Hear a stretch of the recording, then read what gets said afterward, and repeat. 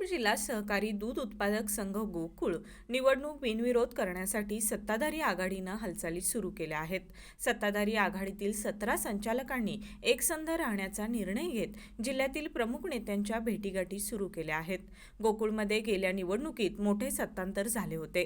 माजी आमदार महादेवरावजी महाडिक आणि स्वर्गीय पी.एन. पाटील यांची दीर्घकालीन सत्ता उलथवत मंत्री हसन मुश्रीफ आणि आमदार सतेज पाटील यांच्या नेतृत्वाखाली नवीन सत्ताकारण स्थापन झालं.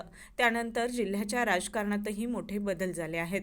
दरम्यान महायुतीच्या झेंड्याखाली जिल्ह्यातील अनेक नेते एकत्र आले असून स्थानिक स्वराज्य संस्था आणि सहकार क्षेत्रातील निवडणुका एकत्र लढण्याचा निर्णय घेण्यात आला आहे.